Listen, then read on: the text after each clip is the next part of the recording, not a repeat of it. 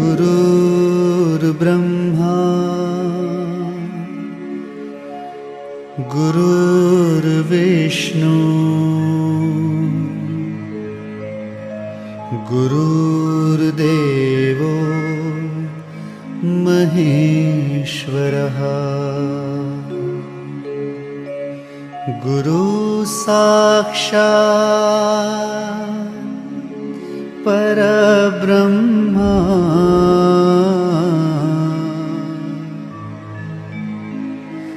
तस्मै श्री गुरुवे नमः।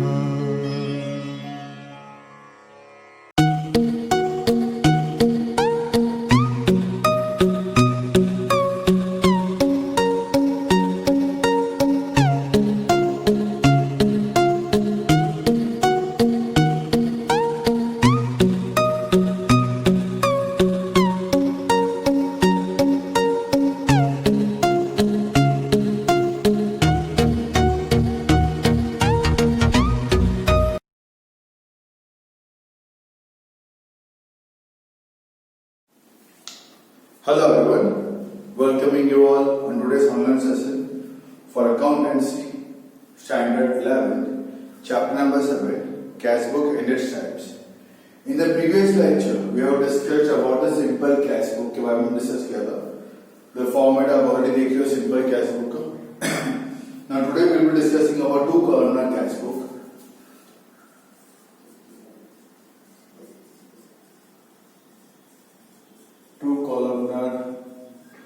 Cash book. उसमें पहला है कैश एंड डिस्काउंट, वो डिस्कस करते हैं. कैश एंड डिस्काउंट तो भाई कॉलम में कहां पे क्या चेंजेस आएंगे.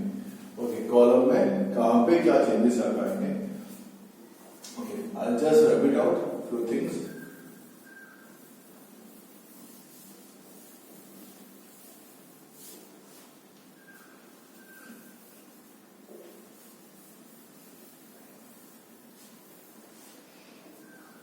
वही सेम डेट,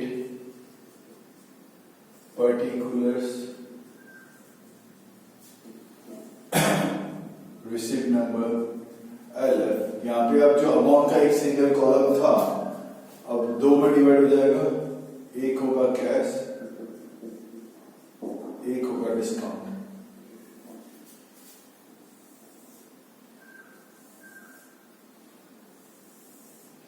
एक होगा कैश, एक होगा डिस्काउंट. अरे सॉरी, एक्स्ट्रा स्पेस आ गई.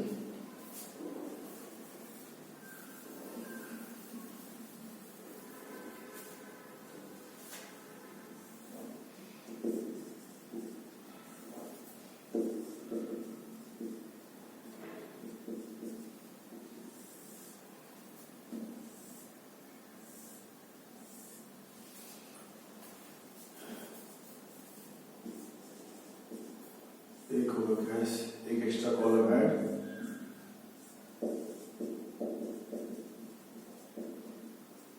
डिस्काउंट. यहाँ पे रूल्स में वही सेम रूल. डेबिट में पैसा आया, क्रेडिट में पैसा गया, रूल तो वही सेम. बट यहाँ पे कॉलम दो हो गए. एक हो गया कैश, एक हो गया डिस्काउंट. सो डिस्काउंट तो कौन सा वाला discount? That is called cash discount. Trade discount क्या है, तो आपको कंपल्सरी माइनस करना ही है. उसके बाद आपको चेक करना है whether cash discount amount is given और नॉट. वो आपको चेक कर लेना है. कैश डिस्काउंट का अमाउंट दिया तो यहाँ पे मेंशन यहाँ पे करना है. दिस सब में also start with the balance. Suppose 2019 year June month दिया है, to balance brought down, balance का अमाउंट लिखा है यहाँ पे. ठीक है, डिस्काउंट का जो भी है वो यहाँ मेंशन करेंगे. सेल्स किया हो तो पैसा मिला.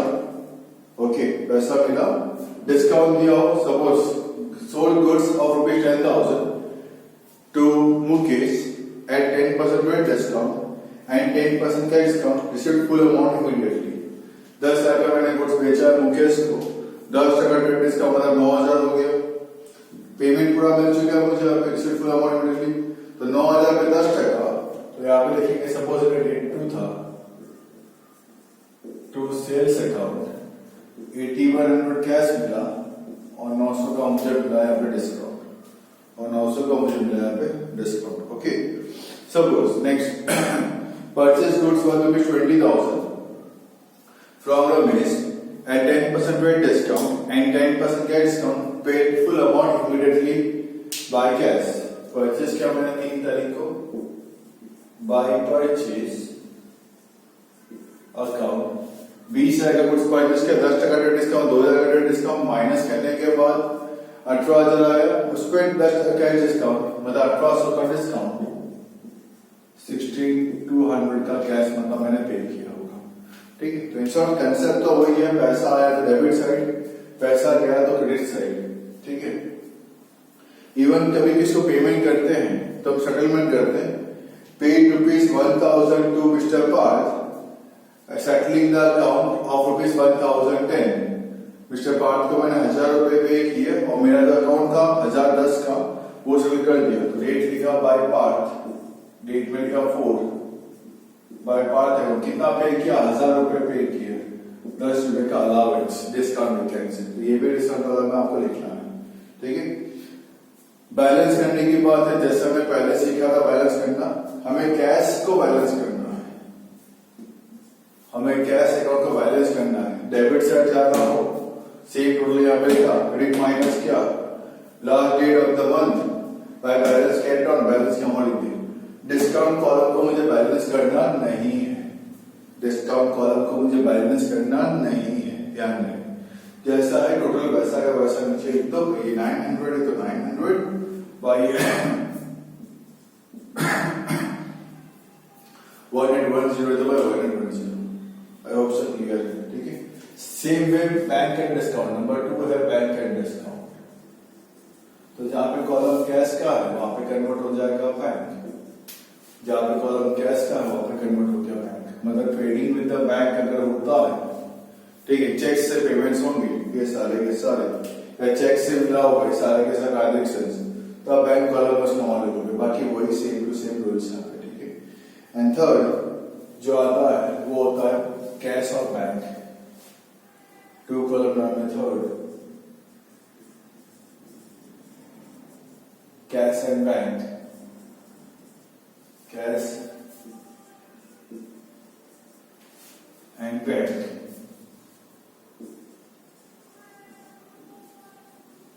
अब इसमें कुछ चीजें बहुत ध्यान रखने लायक चीजें हैं. यहाँ पे ओपनिंग बैलेंस दोनों के पॉसिबल है, बैलेंस ब्रॉट डाउन दोनों के पॉसिबल है.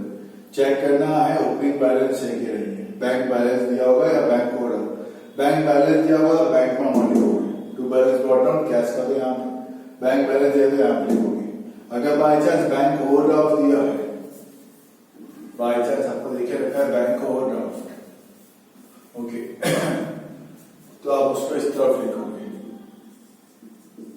लिखोगे तो by balance brought down, overdraft किया तो भाई अमाउंट यहाँ पे लिखोगे, जो भी ओवरड्राफ्ट की अमाउंट देके रखी है. कैश बैलेंस है तो भाई कैश बैलेंस यहाँ पे जो भी अमाउंट आपको देके रखी है. अब इसमें ध्यान रखने लायक क्या बात है, परचेज किया होता है कुछ तो मतलब पेमेंट किया होता है, मैंने यहाँ पे लिखा है बाय परचेज, लेकिन पेमेंट कैसे किया वो चेक करना, कितना कैश में दिया है कितना चेक से दिया है. तो आपको पार्टीशन करना पड़ेगा कैश का और बैंक का. ठीक है, डिवाइड करना पड़ेगा कितना कैश और कितना चेक से पेमेंट यहाँ पे किया. सेम वे कैश और चेक से पेमेंट मिलता है तो भाई कितना कहाँ पे क्या लिखना है वो आपको ध्यान में यहाँ पे रखना है. ठीक है, एक चीज है डिपोजिटेड, कैश डिपोजिटेड, ध्यान में कैश डिपोजिट किया, मैंने बैंक में किया cash deposit, deposited ₹15,000 in the bank, मैंने किया बैंक में डिपोजिट 15,000 रुपए, तो बैंक को पैसा मिला, रिसिप्ट ना बैंक के लिए, बैंक को पैसा मिला. कितना पैसा मिला बैंक को, 15,000 मिला. अमाउंट लिख देता हूँ 15,000. मेरे पास से क्या गया, कैश गया, तो यहाँ पे डेट सपोज की 5 है, तो कैश अकाउंट मेरे पास से कैश गया, बैंक को पैसा मिला. LF कॉलम में सी फॉर कॉन्ट्रा, कॉन्ट्रा मतलब 2 जगह पे एंट्री होती है उसको बोलते कॉन्ट्रा. मेरे पास से कैश गया, बैंक बैलेंस बढ़ा, सेम डेट पे क्रेडिट साइड पे थी बाय बैंक अकाउंट, मेरा कैश बैलेंस भी तो कम हो गया, बैंक का बैलेंस बढ़ गया, बैंक में लिखा अमाउंट, मेरा कैश बैलेंस कम हो गया. ठीक है, ये कब करना है? जब मैंने किया अमाउंट डिपोजिटेड, तब जब मैंने कैश डिपोजिट किया हो तो bank balance will increase, bank balance will increase, okay, and cash balance will decrease. Bank balance यहाँ से बढ़ता है, कैश बैलेंस यहाँ से कम होता है। अमाउंट लिख दो, बाहर दूसरे का नाम लिख दो, बैंक में अमाउंट का कैश का नाम और कैश में अमाउंट का बैंक का नाम। ये क्या डिपोजिट। बात करता हूँ विड्रॉ की, अगर मैंने बैंक से पैसा विड्रॉ किया बिजनेस पर्पस के लिए, ध्यान से सुनना, अगर मैंने बैंक से पैसा विड्रॉ किया बिजनेस पर्पस के लिए, मतलब शॉप का रेंट पे करना है, शॉप के एक्सपेंस पे करनी है, मतलब बिजनेस पर्पस के लिए विड्रॉ किया तो उसकी कॉन्ट्रेंट भी पास होगी। अगर मैंने बैंक से पैसा विड्रॉ किया बिजनेस पर्पस के लिए, शॉप का रेंट पे करना है, हाउस का नहीं, शॉप का रेंट पे करना है, सैलरी पे करनी है, उसके लिए मैंने बैंक से पैसा विड्रॉ किया, उसकी कॉन्ट्रेंट पास होगी, ठीक है। अब वो तब कैसे होगी? विड्रॉ, तब उसकी एंट्री पास कैसे होगी? तब मुझे कैश मिला होगा, बैंक से विड्रॉ किया तो पैसा मुझे मिला होगा। सपोज मैंने 3000 विड्रॉ किया है तो कैश मिला, यहाँ पे लिखते डेट 7 सपोज तो बैंक अकाउंट कॉन्ट्रा 3000 कैश मिला, by cash account Contra bank में से 3000 का बैलेंस आगे कम हो गया। आई होप सबको क्लियर हो रहा होगा। अगर मैंने पैसा विड्रॉ किया है बैंक से फॉर बिजनेस पर्पस तो मुझे कॉन्ट्रा एंट्री पास करनी है। अगर मैंने बैंक से पैसा विड्रॉ किया है फॉर पर्सनल यूज या हाउस रेंट पे करने के लिए तो सिंपल लिखना है बाय ड्रॉइंग, सिंपल लिखना है बाय ड्रॉइंग, ठीक है। बैंक बैलेंस कम हो गया, यहाँ पे तब कॉन्ट्रा नहीं पास होगी। बिजनेस पर्पस से पैसा विड्रॉ किया होगा तो ही कॉन्ट्रा आएगा, तो ही जो तरफ इफेक्ट पड़ेगी, ठीक है। कैश डिपोजिट किया होगा तो दो तरफ इफेक्ट आएगी, कॉन्ट्रा नहीं पास होगी। अदरवाइज सिंगल सेम डेट पे होगी तो ही कॉन्ट्रा नहीं पास होगी। दूसरी बात से बात हो, जैसे कि मैंने गुड सेल किया, ठीक है, मैंने डेट 15 को मैंने गुड सेल किया worth rupees 10,000 to Mukesh, received 4,000 in cash and 6,000 by check। 6,000 का चेक मिला और 4,000 कैश में मिला, तो सेल्स क्या मतलब पैसा मुझे मिला है, सेल्स क्या मतलब पैसा मुझे मिला है, ठीक है। पैसा मिल गया, चेक मिल गया मतलब पैसा मिल गया, लेकिन ऐसा लिखा नहीं कि the cheque is deposited in the bank, मतलब वो चेक मतलब बैंक में गया नहीं, चेक मिला है जरूर, बैंक में गया नहीं, वो सेंटेंस अगर लिखा नहीं। वो सेंटेंस अगर लिखा था आपने यहीं पे 4 यहाँ पे 6 लिख दिया, यहाँ पे 2 6 लिख दिया, खत्म हो गया। The cheque is deposited with the bank लिखा मतलब बैंक में भी अमाउंट डाल दिया, बट ये सेंटेंस लिखा नहीं है। तो आपको क्या करना है, 3-4 लाइन से नीचे के पढ़ लेंगे, उसमें लिखा होगा the cheque received on particular date, जो पहले चेक मिला था इस डेट पे वो मैंने अब किया डिपोजिट, वो मैंने अब किया डिपोजिट, तो क्या हो जाएगा, पहले जिस दिन आपको चेक मिला था 4,000 कैश मिला था, 6,000 का चेक मिला था, उसको मानना आपको कैश मिला है, तब चेक करके बैंक में डालना है। कब नहीं डालना है, जब ऐसा लिखा हो चेक रिसीव्ड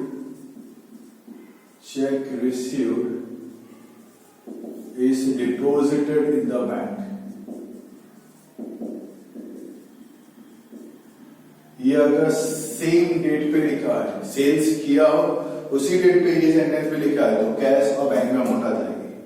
ये नहीं लिखा है, ये सेंटेंस नहीं लिखा कंटिन्यूएशन में, कुछ दिनों के बाद लिखा है, कुछ दिनों के बाद लिखा है, तो जब मैंने सेल्स किया है, जब मुझे चेक मिला था उसको मानेंगे मुझे कैश ही मिला है। फिर आगे जाके जब लिखा है ये चेक मैंने किया बैंक में डिपोजिट, तो आप उसकी कॉन्फिडेंटली पास कर दो, बिकॉज मैंने चेक को कैश माना था, तो कैश किया मैंने बैंक में डिपोजिट, तब मैं उसकी कॉन्फिडेंटली पास कर दूंगा। होप सो क्लियर हो गया होगा, ठीक है। ये सेल्स के टाइम पे थोड़ा सा ध्यान रखना है कि चेक बैंक में किया है कि नहीं किया मैंने डिपोजिट, ठीक है। उसी दिन चेक मिला और डिपोजिट कर दिया तो कैश बैंक दोनों में होना है। उसी दिन चेक मैंने बैंक में नहीं किया है डिपोजिट, तो आगे सेंटेंसेस पढ़ लो, उसके बाद में दिया है कि नहीं, ठीक है। अगर दिया हो आगे जाके कि हाँ ये वो जो पहले चेक था वो मैंने आप किया डिपोजिट, तब कॉन्फिडेंटली पास करो, पहले कैश मान लो अब उसी कॉन्ट्रा पास करो। ये सेंटेंस बाद में भी नहीं दिया है, ये सेंटेंस बाद में भी नहीं दिया है, ठीक है, पहले भी नहीं दिया है बाद में भी नहीं दिया है। तो पहले वाले सेंटेंस पे जब तुमने सेल्स किया था उसी दिन उसको चेक मान लो कि चेक बैंक में जा चुका है, मतलब आपको सारे सेंटेंसेस वन से एक बार गो थ्रू करने पड़ेंगे, तो आपको इन्फॉर्मेशन मिलेगा क्या है और कैसा है। बाकी कंसेप्ट वही सेम है, पैसा यहाँ से मिलता है, पैसा यहाँ से जाता है, ठीक है। इसके बाद आता है मेरा पे 3 कॉलम, इसके बाद है मेरा पे 3 कॉलम, उसमें क्या चेंज है, डिस्काउंट, कैश और बैंक कॉलम। एक एक्स्ट्रा डिस्काउंट कॉलम ऐड होता है, डिस्काउंट, कैश और बैंक कॉलम एक एक्स्ट्रा वो ऐड होता है, और उसमें कुछ भी चेंजेस नहीं। 3 कॉलम के अंदर वही है, कंसेप्ट वही सेम है, बस 3 कॉलम बनते हैं, साथ में डिस्काउंट, कैश और बैंक। आई होप सो आपको कंसेप्ट क्लियर हो चुका है, कैश बुक का कंसेप्ट यहाँ पे क्या है, बहुत अच्छे से आपको क्लियर हो चुका है। मैं सम्स, टेक्स्ट बुक के सम्स आपको मैं सेंड कर दूंगा, साथ साथ में इलस्ट्रेशंस के साथ साथ में आपको एक्सेस के सम्स बताता रहूंगा किसकी एंट्री कहाँ आएगी। Watch the video till the and, तो आपको ईच एंड एवरी सम्स यहाँ पे A to Z एकदम क्लियर हो जाएंगे। आपको क्लियर नोट पे बताऊंगा किसकी एंट्री कहाँ पे पास करनी है, ठीक है। तो please notebooks, text books, pen, pencil, scale आप साथ में लेके बैठो, कॉलम बना के बैठो यहाँ पे, तो मेरे साथ साथ में आप सारा सम सॉल्व यहाँ पे कर पाओगे। ओके, तो हम्बल रिक्वेस्ट फॉर दैट कि आप नोटबुक एंड एवरीथिंग रेडी रखना। फॉर्मेट एक बार गो थ्रू कर लीजिए। Format is already given in the text book. Simple column का टेक्स्ट बुक मैंने बता ही दिया है, 2 कॉलम में बता दिया। 3 कॉलम में से यहाँ पे एक्स्ट्रा कॉलम ऐड होता है, डिस्काउंट, डिस्काउंट, कैश और bank, discount, cash and bank. ये 2 कॉलम में था, 3 कॉलम में। Okay, so watch the video till the end and solve the sums along with me. Till the time, stay home, stay safe and have a nice day. Illustration number 7. From the following transactions, prepare 3 columnar cash book of Sri Jamna Das for first fortnight or April 2016. You got to prepare 3 columnar cash book. I hope so कि आपके सबके columns ready होंगे. April 1, opening cash balance 30,000 and bank balance 8 lakh. Debit side to balance brought down, cash column 30,000 and bank column 8 lakh. Okay. Date 3rd. Goods of rupees 3 lakh purchased from Nilesh at 2% cash discount and amount is paid by RTGS. RTGS charges rupees 30, bank cash debited the amount. 3 lakh का purchase किया, मतलब payment किया मैंने bye purchase account, 2% cash discount है, मतलब 6,000 का cash discount, 6,000 का cash discount. Okay, और रिमेनिंग 2,94,000 लिख दिया मैंने बैंक कॉलम में। RTGS के जो चार्जेस है उसको मैंने अलग से नीचे लिखा है, by RTGS charges rupees 30। Okay, आगे date 5, goods are rupees 1 lakh sold to Rajesh, he has sent amount through NEFT, bank cash credited the amount. 1 lakh sales किया है, तो डेबिट साइड में टू सेल्स अकाउंट और बैंक कॉलम के अंदर 1 lakh rupees. Clear. Next, date 6. Goods of is 4 lakh sold to Mahesh at 2% cash discount. He has sent the amount through RTGS. Bank has credited the amount. Sales किया, debit side में to sales account, 4 lakh का 2% मतलब 8,000 to sales account, 8,000 discount column में, बाकी बचे 3,92,000 bank column के अंदर। Date 7. Insurance premium rupees 10,000 paid through NEFT and NEFT charges incurred rupees 3, bank cash debit the amount in our account. Premium मैंने pay किया, मतलब पेमेंट किया, पैसा गया मेरे पास से। क्रेडिट साइड पे by insurance premium, bank column में 10,000 और by NEFT charge bank column में रुपीज़ 3। दोनों को आपको अलग अलग ही लिखना है, साथ में नहीं लिखना है। Date 9. Salary of rupees 15,000 paid in cash, 1 second payment किया मैंने, तो क्रेडिट साइड पर by salary account cash column में 15,000। डेट 10. कैश में सेल्स किया 30,000 का, सेल्स किया मतलब मुझे पैसा मिला। On debit side to sales account cash column में 30,000। Date 11. Rupees 10,000 withdrawn from the bank for personal expense, personal expense के लिए मैंने पैसा विड्रॉ किया, बैंक बैलेंस कम हो जाएगा। क्रेडिट साइड पर by drawings account bank column में 10,000। Date 12. Rupees 12,000 paid to Ramesh towards payable amount, Ramesh को मैंने पे किया, पेमेंट साइड पर by Ramesh account cash column में 12,000। Date 13. Raman has paid rupees 22,000 to NEFT towards our receivable amount, bank has credited the amount, पैसा मुझे मिला, debit side पे to Raman account, bank में amount 22,000। Date 14. Rent paid ₹5,000, payment side पर by rent account, cash column में 5,000. Date 15, bank cash credited ₹300 for dividend, bank ने credit किया मतलब मुझे पैसा मिला. डेबिट साइड पर to dividend account, bank column में 3,000. डिस्काउंट को मुझे वैसे सिंपली प्लस कर देना है, बैलेंस करना नहीं होता. कैश को मैंने प्लस किया, debit side is more by 60,000. Same लिखा मैंने क्रेडिट साइड पे 60,000, उसमें से माइनस किया कैश के सारे अमाउंट, तो remaining amount is 28,000. Date last by balance carried forward 28,000. Okay, उसके बाद सेम बैंक को मैंने प्लस किया, total amount debit side is more 13,17,000. Minus किया क्रेडिट के अमाउंट को, तो रिमेनिंग अमाउंट इज़ 10,02,967. लिखा बैलेंस कैरी फॉरवर्ड में. Okay, in the next topic is our bank book. 2 bank की बुक्स मेंटेन यहाँ पे की जाती है. Let us see to it. From the following transactions prepare SBI and BOI columnar bank book in the books of Mahipat Singh. अब जहाँ पे cash discount bank column बनते थे, अब वहाँ पे SBI और BOI का कॉलम बनेगा.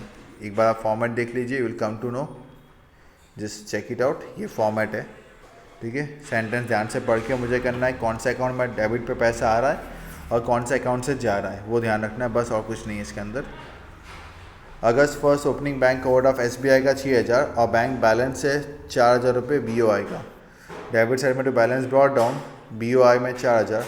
क्रेडिट साइड पे by bank balance brought forward, SBI के अंदर ओवरड्राफ्ट था 6,000 रुपये का. Date 4, goods are ₹4,000 sold against that a check received which is deposited in the SBI account. 4,000 का मैंने गुड्स बेचा है, तो डेबिट साइड पे तो सेल्स अकाउंट, वो चेक कहाँ गया SBI के अंदर, तो कॉलम ऑफ SBI में लिखना है मुझे 4,000 रुपीज़. ठीक है. नेक्स्ट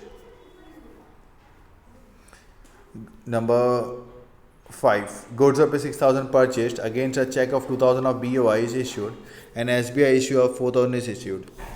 तो 6,000 का मैंने परचेस किया, पेमेंट साइड पे बाय परचेस 4,000 रुपये SBI कॉलम में और 2,000 रुपये BOI के कॉलम में. चेक कर लो. ओके, सिंपल है, इतना कुछ कॉम्प्लिकेट है नहीं, बस नाम अलग है, that's it, nothing else. Number 7, cheque of SBI of ₹1,400 issued for salary. Payment side पे बाय सैलरी अकाउंट, अमाउंट आएगा SBI कॉलम में 1,400. Date 11, bank interest ₹500 and dividend ₹2,500 collected by SBI credit in the account. Debit side पे bank ने collect किया to bank interest और to dividend, SBI के column में amount लिख देंगे. 13, a check of 7,000 received from Anuj towards the payment of an old debt which is reported in the BOI. Cheque मुझे मिला है, BOI में डाल दिया, डेबिट साइड पे टू अनुज अकाउंट और BOI के अंदर 7,000. Next, cheque of ₹3,000 issued from BOI account and reported SBI. BOI से गया, SBI को मिला, तो डेबिट साइड में SBI के कॉलम में अमाउंट आएगी और बाहर लिखेंगे टू BOI, और क्रेडिट साइड पे लिखेंगे बाय SBI और BOI के अंदर अमाउंट आएगी. डेबिट साइड में कहाँ पे डिपॉजिट हुआ है, SBI में, डेबिट पे SBI की कॉलम में अमाउंट आएगी 3,000. देख लो, बाहर लिखा है BOI, LF में इन्होंने C नहीं लिखा. ओके, C कैश वाले में लिखते हैं, नहीं लिखोगे इसमें चलेगा. पेमेंट साइड पे देखो बाय SBI, BOI से अमाउंट गया, SBI को अमाउंट मिला है. 23rd, goods of ₹2,500 purchase for which a cheque of full amount is issued from BOI account. Payment side पे बाय परचेज अकाउंट, BOI के अंदर 2,500. 26, machine of 6,000 purchase for which a check of 50% amount from SBI and the remaining amount check is issued from BOI. Payment side पे by machine account 3,000 SBI में, 3,000 BOI में. Okay, फिर इसको मुझे balance करना है. SBI को प्लस किया तो क्रेडिट साइड ज़्यादा आया 14,400, डेबिट में कम आया, टोटल लिखा 14,400 बोथ द साइड. डेबिट के फिगर को लेस किया तो रिमेनिंग अमाउंट इज़ 4,400. लिखा debit side to balance carry forward 4,400. Same BOI को प्लस किया, डेबिट ज़्यादा है 11,000, सेम लिखा क्रेडिट साइड पे 11,000. माइनस किया, बैलेंस आया 500 बाय बैलेंस ब्रॉड फॉरवर्ड नहीं बेटा, मिसप्रिंट है, कैरिड फॉरवर्ड आएगा 500. नेक्स्ट मंथ में नीचे ब्रॉड फॉरवर्ड किया दोनों तरफ. ओके, आई होप सो बैंक बुक भी आपको क्लियर है. So in the next lecture, we'll be dealing with the petty cash book. Okay. Till the time, stay home, stay safe, and keep learning. And in the next lecture, even I'll be helping out in solving the sums of 3 columnar cash book from the exercise part. Okay, so please keep the columns ready so that आप इस जल्दी मेरे साथ सम यहाँ पे solve यहाँ पे कर सकेंगे. Okay, even you can practice, you can try to solve the sum even जितना आपसे हो सकता है 1-2 एंट्रीज ही सही तो भी चलेगा, but at least you should try. Okay, so with a positive note कि आप ट्राई करते होंगे या कर रहे होंगे. I hope so. Okay, stay home, stay safe and have a nice day. Bye bye, take care.